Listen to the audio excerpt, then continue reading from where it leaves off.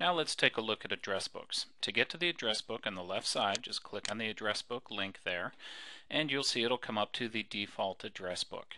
FaxCore does allow you to create multiple address books. If you want to create another one, just right click on it and do create and give it a name.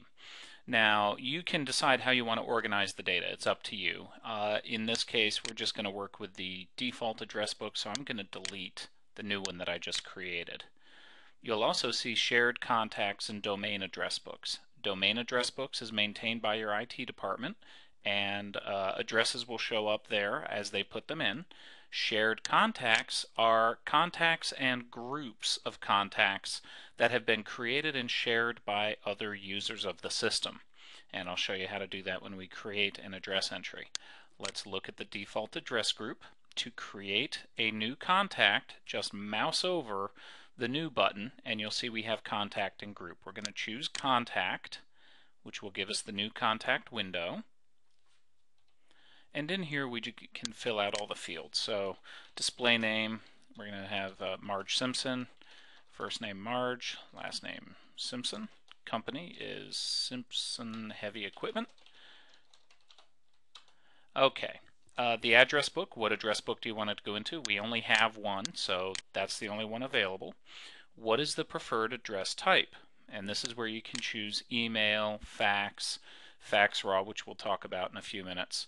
The rest of these file, FTP, HTTP are for transferring files in unusual ways. That kind of falls into your IT department and they'll know how to configure it if it's necessary.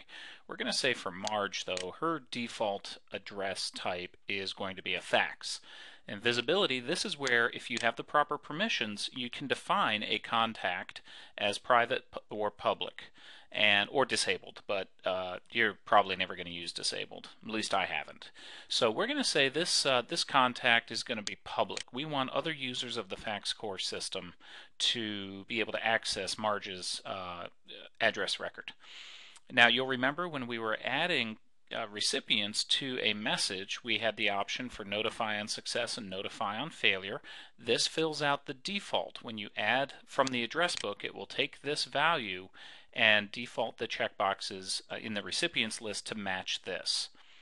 Now down here in delivery information, we can define all the different ways that we can get to this user. So obviously we're going to use i8junk@hotmail.com as Marge's email address, and then we need to define the fax, which is going to be 1-813-448-1143.